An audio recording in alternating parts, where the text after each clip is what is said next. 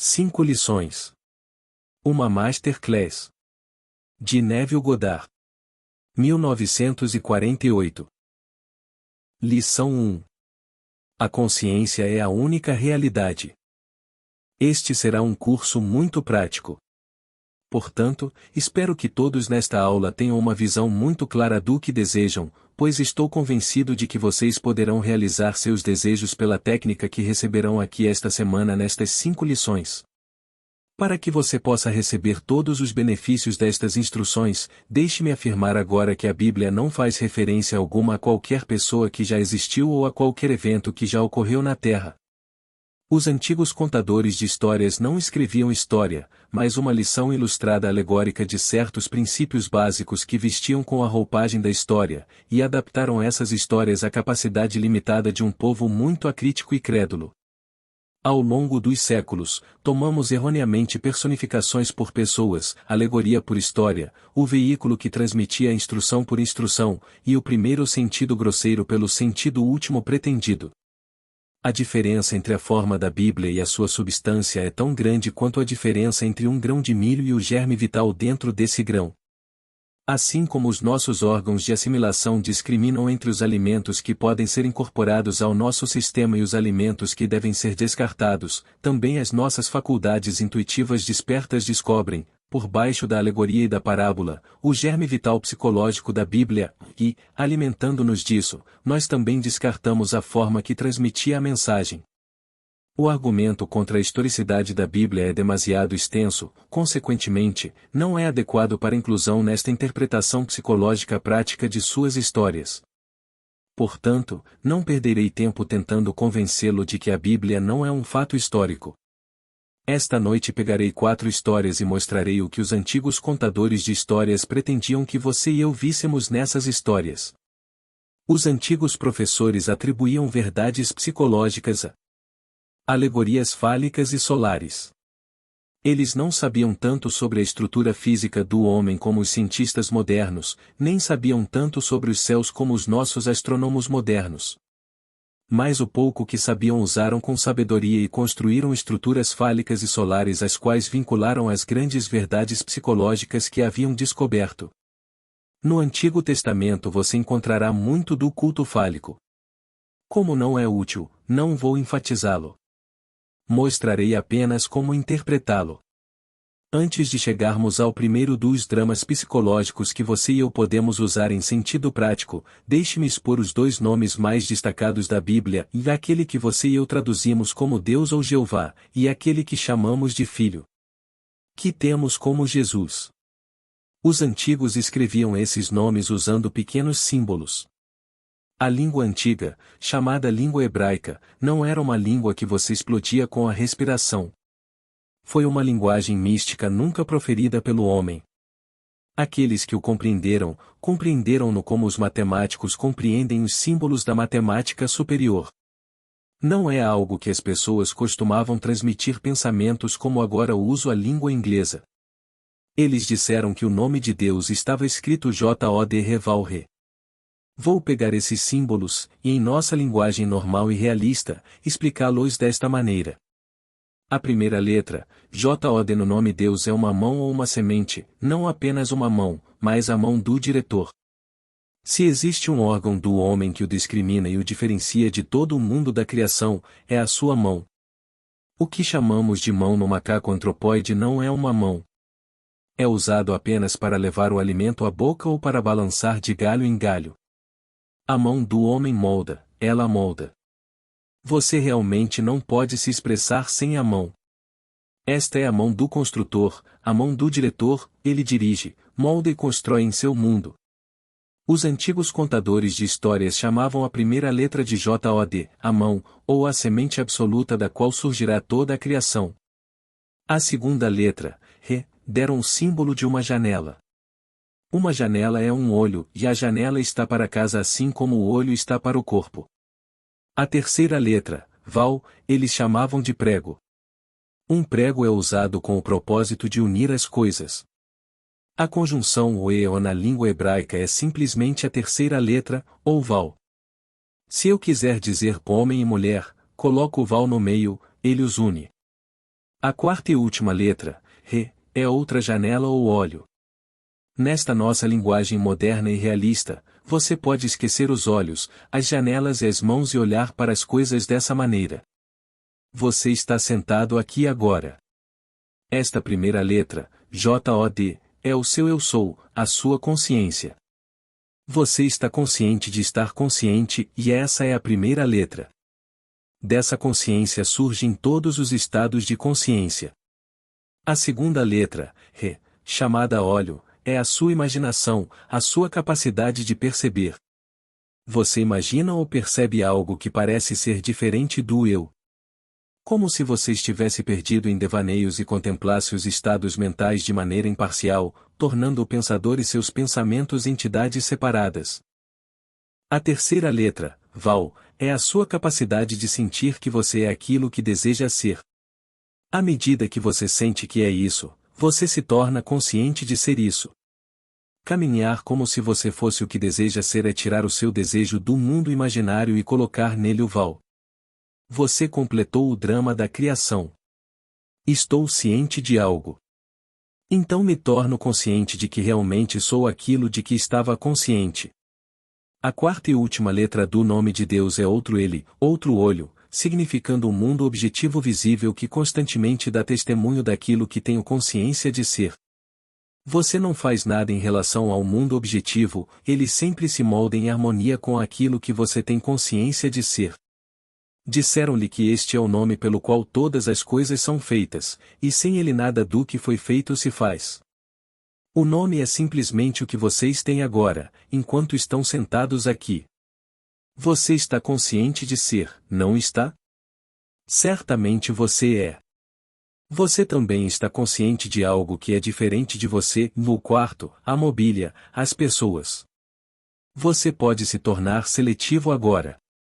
Talvez você não queira ser diferente do que você é, ou possuir o que você vê. Mas você tem a capacidade de sentir como seria se você fosse agora diferente do que você é. Ao assumir que você é aquilo que você quer ser, você completou o nome de Deus ou o J-O-D Revalre. O resultado final, a objetificação de sua suposição, não é da sua conta. Ele aparecerá automaticamente à medida que você assumir a consciência de ser isso. Agora voltemos ao nome do Filho, pois ele dá ao Filho domínio sobre o mundo. Você é esse Filho, você é o grande Josué, ou Jesus, da Bíblia. Você conhece o nome Josué ou Jeushua que anglicizamos como Jesus. O nome do Filho é quase como o nome do Pai. As três primeiras letras do nome do Pai são as três primeiras letras do nome do Filho, J-O-D Reval, então você adiciona um Shin e um Ain, fazendo com que o nome do Filho seja lido, J-O-D Reval Shin Ain. Você já ouviu falar quais são os três primeiros, o J-O-D Reval? J-O-D significa que você está consciente, ele significa que você está ciente de algo, e Val significa que você se tornou consciente de ser aquilo de que tinha consciência. Você tem domínio porque tem a capacidade de conceber e de se tornar aquilo que você concebe. Esse é o poder da criação.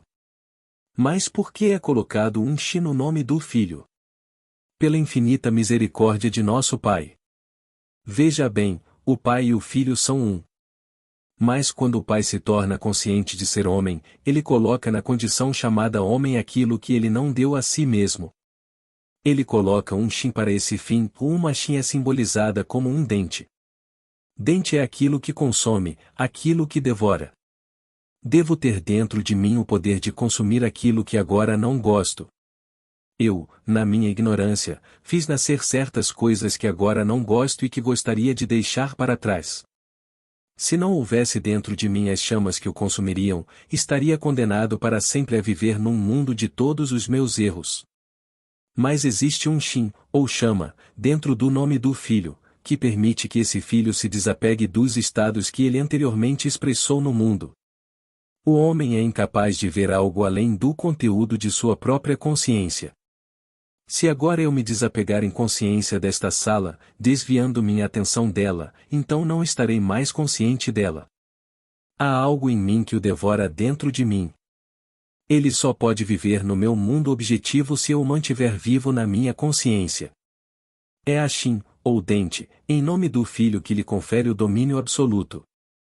Por que não poderia ter sido em nome do Pai?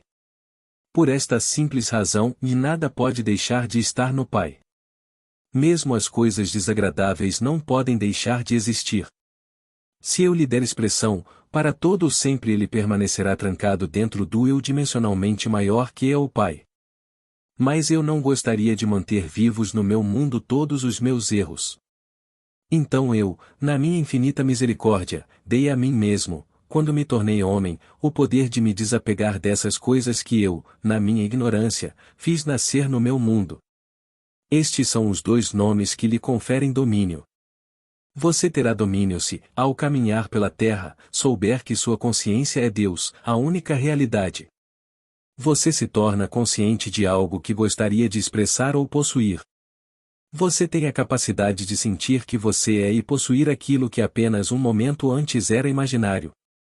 O resultado final, a incorporação de sua suposição, está completamente fora dos limites de uma mente tridimensional. Nasce de uma forma que nenhum homem conhece. Se esses dois nomes estiverem claros em sua mente, você verá que são seus nomes eternos. Enquanto você está sentado aqui, você é este J.O.D. Reval Re, você é o J.O.D. Reval Shin. As histórias da Bíblia preocupam-se exclusivamente com o poder da imaginação. São na verdade dramatizações da técnica da oração, pois a oração é o segredo para mudar o futuro. A Bíblia revela a chave pela qual o homem entra num mundo dimensionalmente maior com o propósito de mudar as condições do mundo inferior em que vive. Uma oração concedida implica que algo é feito em consequência da oração, o que de outra forma não teria sido feito. Portanto, o homem é a fonte da ação, a mente que dirige e aquele que concede a oração. As histórias da Bíblia contêm um poderoso desafio à capacidade de pensamento do homem. A verdade subjacente e de que se trata de dramas psicológicos e não de factos históricos e exige reiteração, na medida em que é a única justificação para as histórias. Com um pouco de imaginação podemos facilmente descobrir o sentido psicológico de todas as histórias da Bíblia. E disse Deus, façamos o homem à nossa imagem e conforme a nossa semelhança, e domine ele sobre os peixes do mar, e sobre as aves dos céus, e sobre o gado, e sobre toda a terra, e sobre todo réptil que rasteja sobre a terra. Então Deus criou o homem à sua imagem, a imagem de Deus o criou. Gênesis 1 versículo 26, 27. Aqui, no primeiro capítulo da Bíblia, os antigos mestres lançaram o fundamento de que Deus e o homem são um e que o homem tem domínio sobre toda a terra. Se Deus e o homem são um, então Deus nunca poderá estar tão distante a ponto de estar próximo, pois proximidade implica separação. Surge a pergunta: o que é Deus? Deus é a consciência do homem, sua percepção, seu eu sou.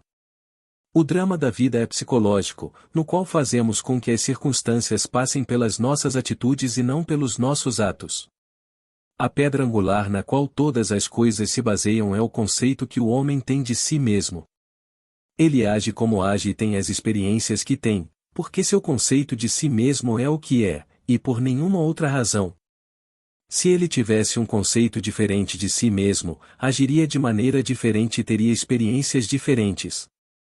O homem, ao assumir a sensação de que o seu desejo foi realizado, altera o seu futuro em harmonia com a sua suposição, pois as suposições, embora falsas, se sustentadas, transformar-se em factos.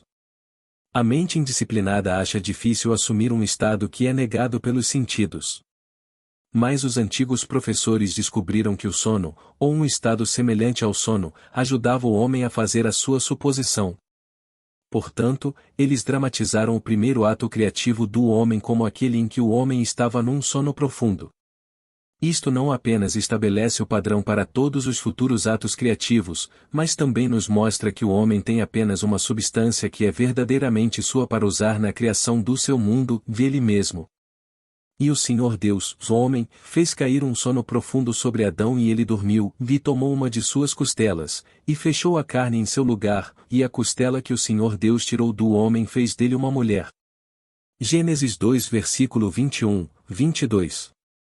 Antes de Deus moldar esta mulher para o homem, ele trouxe a Adão os animais do campo e as aves do céu e fez com que Adão os nomeasse. Tudo o que Adão chamou a toda criatura vivente, esse foi o seu nome. Se você pegar uma concordância ou um dicionário bíblico e procurar a palavra coxa conforme usada nesta história, verá que ela não tem nada a ver com coxa. É definida como as partes moles que são criativas no homem, que ficam penduradas na coxa do homem. Os antigos contadores de histórias usaram esta estrutura fálica para revelar uma grande verdade psicológica. Um anjo é um mensageiro de Deus. Você é Deus, como acabou de descobrir, pois sua consciência é Deus e você tem uma ideia, uma mensagem.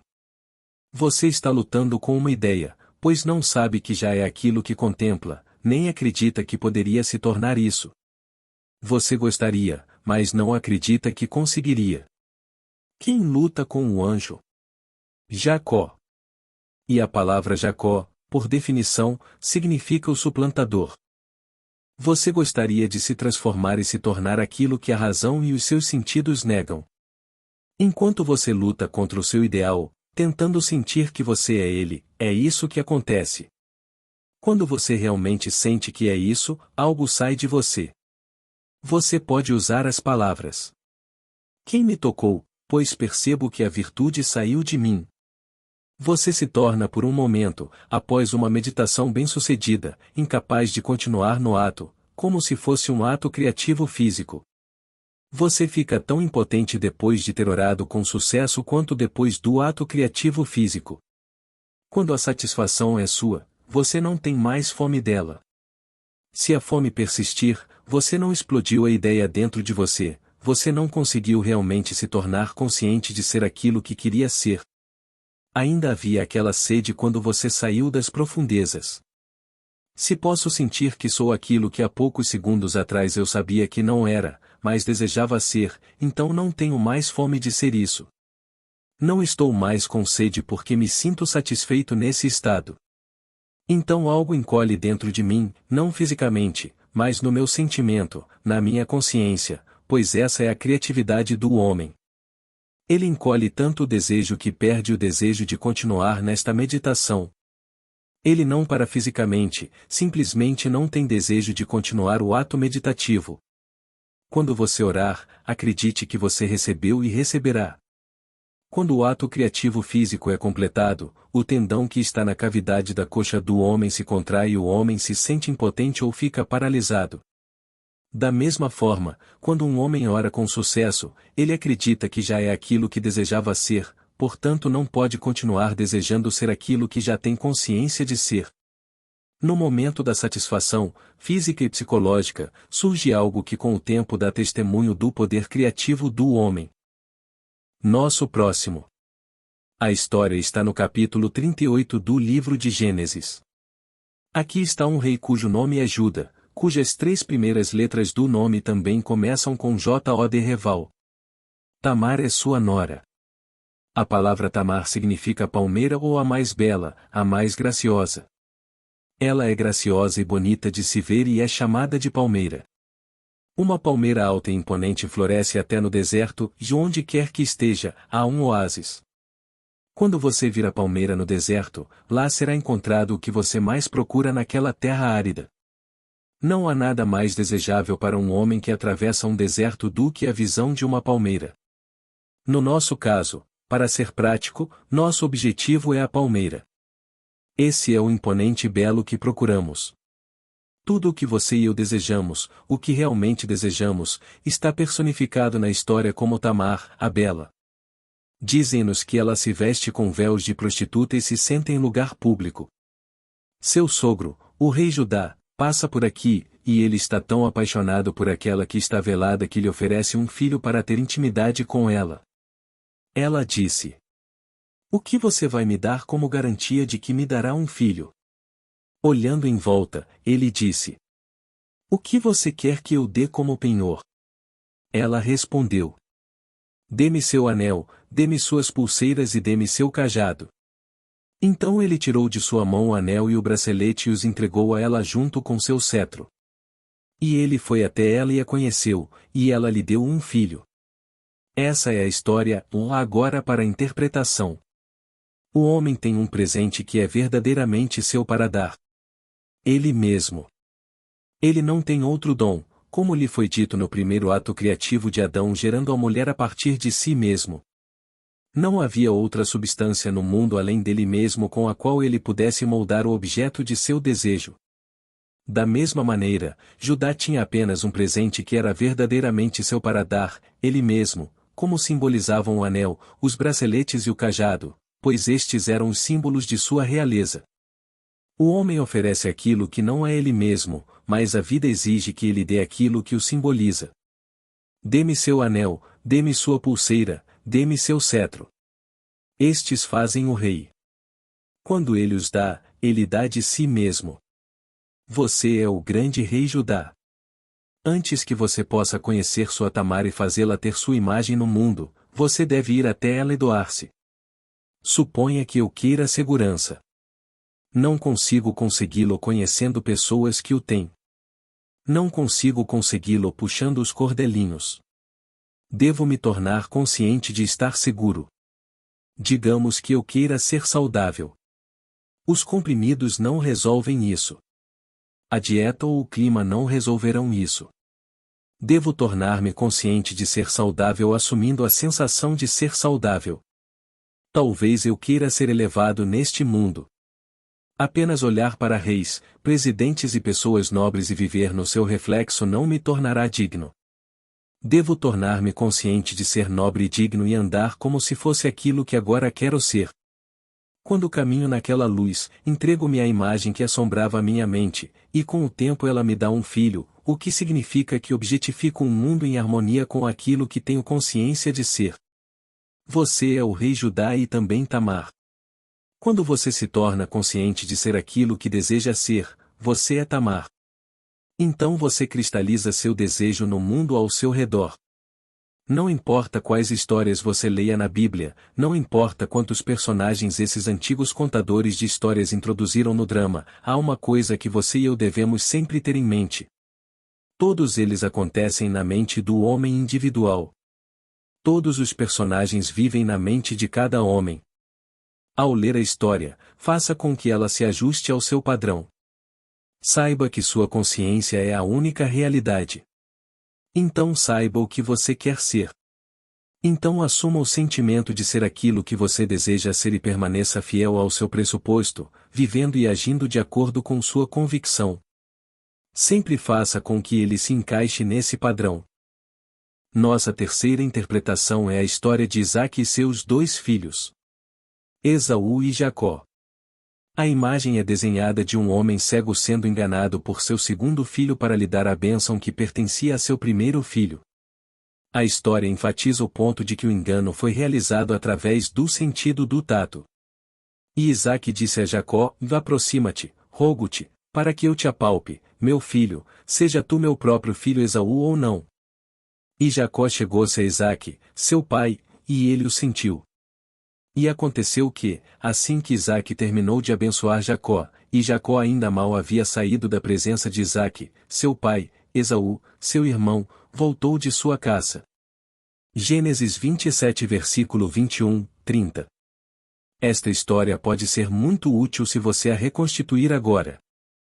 Tenha novamente em mente que todos os personagens da Bíblia são personificações de ideias abstratas e devem ser cumpridos no homem individual. Você é o pai cego e os dois filhos. Isaque é velho e cego e, sentindo a aproximação da morte, chama seu primeiro filho, Esaú, de menino rude e peludo, e o manda para a floresta para que ele traga alguma carne de veado. O segundo filho, Jacó, um menino de pele lisa, ouviu o pedido do pai. Desejando o direito de primogenitura de seu irmão, Jacó, o filho de pele lisa, abateu um rebanho de seu pai e o esfolou. Então, vestido com a pele peluda do garoto que havia matado, ele foi sutilmente e traiu seu pai fazendo-o acreditar que ele era Esaú. O pai disse: aproxime-se, meu filho, para que eu possa sentir você. Não posso ver, mas venha para que possa sentir. Observe a ênfase colocada no sentimento nesta história. Ele chegou perto e o pai lhe disse: A voz é a voz de Jacó, mas as mãos são as mãos de Esaú. E sentindo essa aspereza, a realidade do filho Esaú, pronunciou a bênção e deu-a a Jacó. A história conta que, quando Isaque pronunciou a bênção e Jacó mal havia saído de sua presença, seu irmão Esaú voltou de sua caça. Este é um versículo importante. Não fique angustiado com a nossa abordagem prática, pois enquanto você está sentado aqui, você também é Isaque. Esta sala em que você está sentado é o seu atual Esaú. Este é o mundo grosseiro ou sensivelmente conhecido pela razão de seus órgãos corporais. Todos os seus sentidos testemunham o fato de que você está aqui nesta sala. Tudo lhe diz que você está aqui, mas talvez você não queira estar aqui. Você pode aplicar isso a qualquer objetivo. A sala em que você está sentado a qualquer momento e o ambiente em que você está colocado, este é o seu mundo ou filho rude ou sensatamente conhecido, que é personificado na história como Esaú. O que você gostaria no lugar do que você tem ou é o seu estado de pele lisa ou Jacó, o suplantador? Você não envia seu mundo visível à caça, como tantas pessoas fazem, por negação. Ao dizer que não existe, você torna tudo ainda mais real. Em vez disso, você simplesmente remove sua atenção da região de sensação que neste momento é o ambiente ao seu redor, e concentra sua atenção naquilo que deseja colocar em seu lugar, naquilo que deseja tornar real. Ao se concentrar no seu objetivo, o segredo é trazê-lo até aqui. Você deve fazer outro lugar aqui e agora imaginar que seu objetivo está tão próximo que você pode senti-lo. Suponha que neste exato momento eu queira um piano aqui nesta sala. Ver um piano em minha mente existindo em outro lugar não significa isso. Mas visualizá-lo nesta sala como se estivesse aqui, colocar minha mão mental sobre o piano e senti-lo solidamente real, é pegar esse estado subjetivo personificado como meu segundo filho, Jacó, e trazê-lo tão perto que eu possa senti-lo. Isaque é chamado de cego. Você está cego porque não vê o seu objetivo com os seus órgãos corporais, você não pode vê-lo com os seus sentidos objetivos. Você só percebe isso com sua mente, mas você o traz tão perto que pode senti-lo como se fosse solidamente real agora. Quando isso for feito e você se perder na realidade e sentir que é real, abra os olhos. Quando você abre os olhos, o que acontece? A sala que você havia fechado há pouco retorna da caça.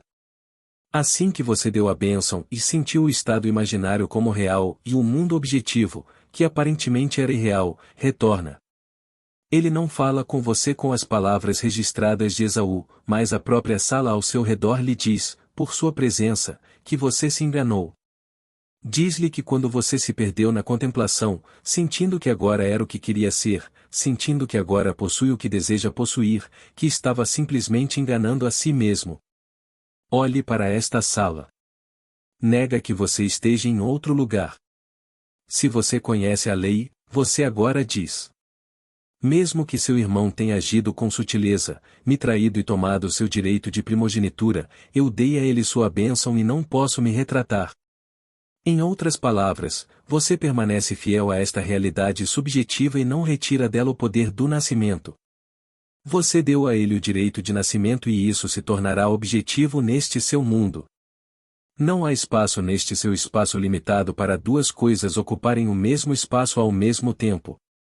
Ao tornar real o subjetivo, ele se ressuscita em seu mundo. Pegue a ideia que você deseja incorporar e presuma que você já é ela. Perca-se na sensação de que essa suposição é solidamente real. Ao dar-lhe esse senso de realidade, você lhe deu a bênção que pertence ao mundo objetivo, e você não precisa ajudar seu nascimento mais do que precisa ajudar o nascimento de uma criança ou de uma semente que você planta no mundo. Chão. A semente que você planta cresce sem a ajuda de um homem, pois contém dentro de si todo o poder e todos os planos necessários para a autoexpressão. Vocês podem reencenar esta noite o drama de Isaque abençoando seu segundo filho e ver o que acontece no futuro imediato em seu mundo. Seu ambiente atual desaparece, todas as circunstâncias da vida mudam e abrem caminho para a vinda daquilo a que você entregou sua vida. À medida que você caminha, sabendo que você é o que queria ser, você objetiva isso sem a ajuda de outra pessoa. A quarta história desta noite foi retirada do último dos livros atribuídos a Moisés.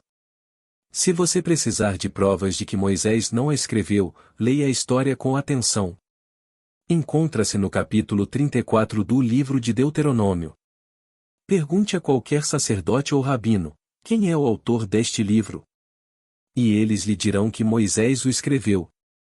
No capítulo 34 de Deuteronômio você lerá sobre um homem escrevendo seu próprio obituário, ou seja, Moisés escreveu este capítulo. Um homem pode sentar-se e escrever o que gostaria que fosse colocado na sua lápide, mas aqui está um homem que escreve o seu próprio obituário. E então ele morre e se apaga tão completamente que desafia a posteridade para descobrir onde se enterrou. Assim morreu ali Moisés, servo do Senhor, na terra de Moabe, conforme a palavra do Senhor. E sepultou-o num vale, na terra de Moabe, defronte de Bet-Poer, mas até hoje ninguém soube da sua sepultura. E Moisés tinha 120 anos quando morreu, seus olhos não estavam turvos, nem sua força natural diminuía.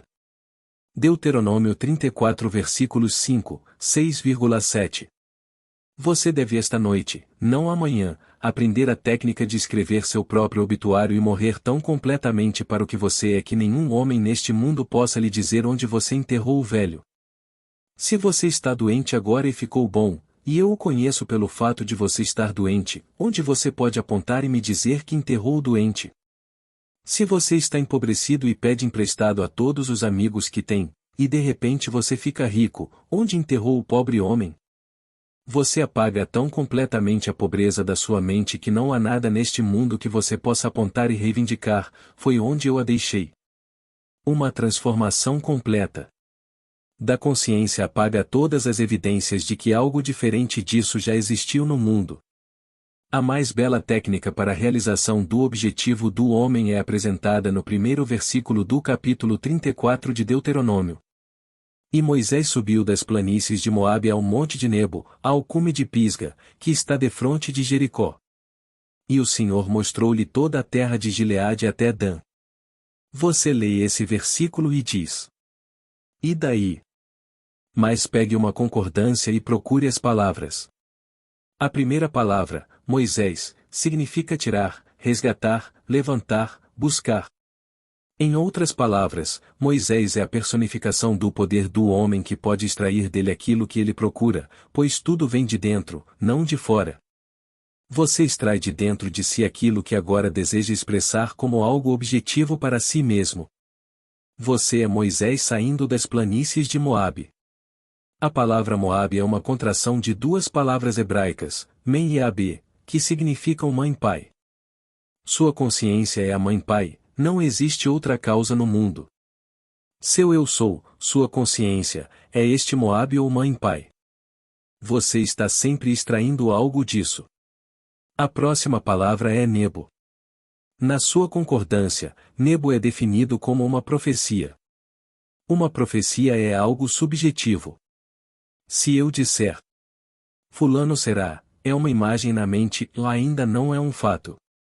Devemos esperar e provar ou refutar esta profecia. Na nossa língua Nebo é o seu desejo, o seu desejo.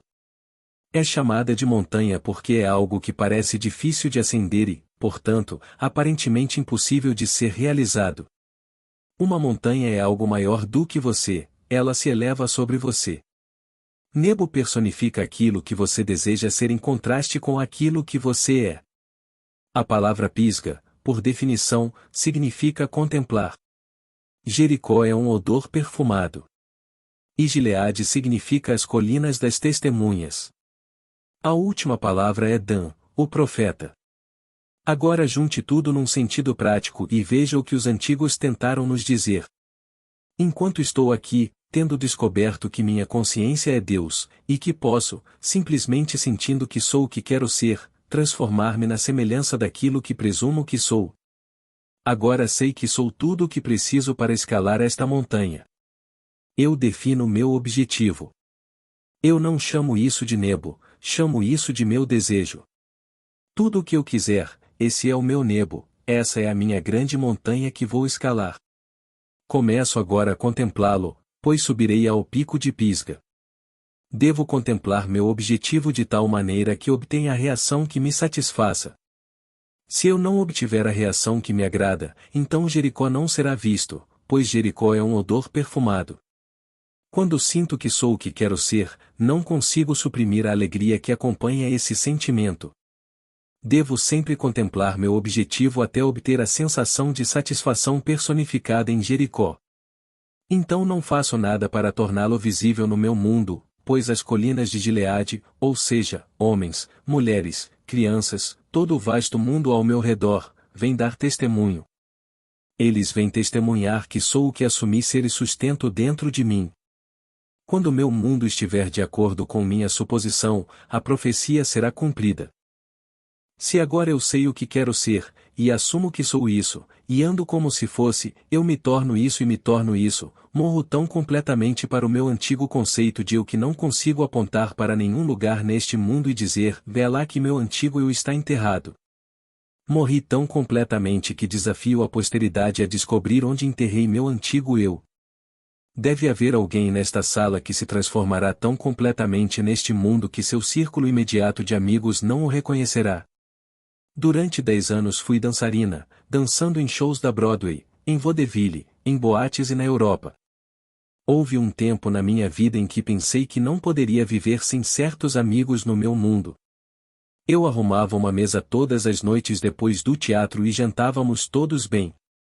Achei que nunca conseguiria viver sem eles. Agora confesso que não poderia conviver com eles. Não temos nada em comum hoje. Quando nos encontramos não andamos propositalmente para o outro lado da rua, mas é quase um encontro frio porque não temos nada para discutir. Morri tanto para aquela vida que, quando encontro essas pessoas, elas não conseguem nem falar dos velhos tempos. Mas há pessoas que vivem hoje e que ainda vivem nesse estado, ficando cada vez mais pobres. Eles sempre gostam de falar sobre os velhos tempos. Eles nunca enterraram aquele homem, ele está muito vivo em seu mundo. Moisés tinha 120 anos, uma idade completa e maravilhosa, como 120 indica. 1 mais 2 mais 0 é igual a 3, o símbolo numérico da expressão. Estou plenamente consciente da minha expressão. Meus olhos estão intactos e as funções naturais do meu corpo não diminuem. Tenho plena consciência de ser o que não quero ser. Mas conhecendo esta lei pela qual um homem se transforma, presumo que sou o que quero ser e caminho na suposição de que isso está feito. Ao se tornar isso, o velho morre e tudo o que estava relacionado com aquele antigo conceito de eu morre com ele. Você não pode transformar nenhuma parte do velho homem no novo homem. Não se pode pôr vinho novo em odres velhos, nem remendos novos em roupas velhas. Você deve ser um ser completamente novo. Ao assumir que você é o que deseja ser, você não precisa da ajuda de outra pessoa para que isso aconteça. Você também não precisa da ajuda de ninguém para enterrar o velho para você. Deixe os mortos enterrarem os mortos. Nem mesmo olhe para trás, pois nenhum homem que colocou a mão no arado e depois olhou para trás está apto para o reino dos céus. Não se pergunte como isso vai ser. Não importa se a sua razão nega isso. Não importa se todo o mundo ao seu redor nega isso. Você não precisa enterrar o velho. Deixe os mortos enterrarem os mortos. Você enterrará tanto o passado permanecendo fiel ao seu novo conceito de eu que desafiará todo o vasto futuro para descobrir onde o enterrou. Até hoje nenhum homem em todo Israel descobriu o sepulcro de Moisés. Estas são as 4 histórias que prometi a você esta noite. Você deve aplicá-los todos os dias de sua vida. Mesmo que a cadeira na qual você está sentado pareça dura e não se preste à meditação, você pode, pela imaginação, torná-la a cadeira mais confortável do mundo. Deixe-me agora definir a técnica como desejo que você empregue. Confio que cada um de vocês veio aqui esta noite com uma imagem clara do seu desejo. Não diga que é impossível. Você quer? Você não precisa usar seu código moral para perceber isso. Está totalmente fora do alcance do seu código. A consciência é a única realidade. Portanto, devemos formar o objeto do nosso desejo a partir da nossa própria consciência. As pessoas têm o hábito de menosprezar a importância das coisas simples, e a sugestão de criar um estado semelhante ao sono, a fim de ajudá-lo a assumir aquilo que a razão e os seus sentidos negam, é uma das coisas simples que você pode menosprezar. No entanto, esta fórmula simples para mudar o futuro, que foi descoberta pelos antigos mestres e que nos foi dada na Bíblia, pode ser provada por todos. O primeiro passo para mudar o futuro é o desejo, ou seja, definir o seu objetivo, saber definitivamente o que você quer. Segundo, construa um evento que você acredita que encontraria seguindo a realização do seu desejo, e um evento que implica a realização do seu desejo e algo que terá a ação do eu predominante. O terceiro passo é imobilizar o corpo físico e induzir um estado semelhante ao sono. Então sinta-se mentalmente dentro da ação proposta, imagine o tempo todo que você está realmente realizando a ação aqui e agora. Você deve participar da ação imaginária, não apenas recuar e olhar, mas sentir que está realmente realizando a ação, para que a sensação imaginária seja real para você. É importante sempre lembrar que a ação proposta deve ser aquela que segue a realização do seu desejo, que implica a realização. Por exemplo, suponha que você deseje uma promoção no cargo. Então, ser parabenizado seria um acontecimento que você encontraria após a realização do seu desejo. Tendo selecionado esta ação como aquela que você experimentará na imaginação para implicar uma promoção no cargo, imobilizar seu corpo físico e induzir um estado que beira o sono, um estado de sonolência, mas no qual você ainda é capaz de controlar a direção de seus pensamentos, um estado em que você está atento sem esforço. Em seguida, visualize um amigo parado diante de você. Coloque sua mão imaginária na dele. Sinta-o sólido e real e mantenha com ele uma conversa imaginária em harmonia com o sentimento de ter sido promovido. Você não se visualiza à distância no espaço e à distância no tempo sendo parabenizado pela sua boa sorte. Em vez disso, você faz em outro lugar aqui e no futuro agora. A diferença entre sentir-se em ação, aqui e agora, e visualizar-se em ação, como se estivesse numa tela de cinema, é a diferença entre o sucesso e o fracasso. A diferença será apreciada se você agora se visualizar subindo uma escada. Então, com as pálpebras fechadas, imagine que uma escada está bem na sua frente e sinta-se realmente subindo-la. A experiência ensinou-me a restringir a ação imaginária que implica a realização do desejo, a condensar a ideia num único ato e a reencená-la repetidas vezes até que tenha a sensação de realidade. Caso contrário, sua atenção se desviará ao longo de uma trilha associativa, e inúmeras imagens associadas serão apresentadas à sua atenção e, em poucos segundos, elas o levarão a centenas de quilômetros de distância de seu objetivo no ponto do espaço e a anos de distância no ponto do espaço. Tempo. Se você decidir subir um determinado lance de escadas, porque esse é o evento provável que seguirá a realização do seu desejo, então você deve restringir a ação a subir esse lance específico de escadas. Caso sua atenção se desvie, traga-a de volta à tarefa de subir aquele lance de escadas, e continue fazendo isso até que a ação imaginária tenha toda a solidez e clareza da realidade. A ideia deve ser mantida na mente sem nenhum esforço sensato de sua parte. Você deve, com o mínimo de esforço, permear a mente com a sensação do desejo realizado. A sonolência facilita a mudança porque favorece a atenção sem esforço, mas não deve ser levada ao estado de sono em que você não consegue mais controlar os movimentos da sua atenção. Mais um grau moderado de sonolência em que você ainda consegue direcionar seus pensamentos. A maneira mais eficaz de incorporar um desejo é assumir a sensação do desejo realizado e então, em um estado relaxado e sonolento, repetir continuamente, como uma canção de ninar, qualquer frase curta que implique a realização do seu desejo, como obrigado, obrigado, obrigado, como se você se dirigisse a um poder superior por ter lhe dado aquilo que desejava. Eu sei que quando este curso terminar na sexta-feira muitos de vocês aqui poderão me dizer que alcançaram seus objetivos. Há 2 semanas saí da plataforma e fui até a porta apertar a mão do público. Posso dizer com segurança que pelo menos 35 de uma turma de 135 me disseram o que desejavam quando ingressaram nesta turma que já haviam realizado. Isso aconteceu há apenas 2 semanas. Não fiz nada para que isso acontecesse, exceto dar-lhes esta técnica de oração. Você não precisa fazer nada para que isso aconteça, e exceto aplicar esta técnica de oração. Com os olhos fechados e o corpo físico imobilizado, induza um estado semelhante ao do sono e entre em ação como se fosse um ator interpretando o papel. Experimente na imaginação o que você experimentaria na carne se agora estivesse de posse do seu objetivo. Faça em outro lugar aqui e agora. E quanto maior você, usando um foco maior, usará todos os meios, e os chamará de bons, que tendem à produção daquilo que você assumiu. Você está isento de toda a responsabilidade de fazer com que isso aconteça, porque quando você imagina e sente que assim é, o seu eu dimensionalmente maior determina os meios.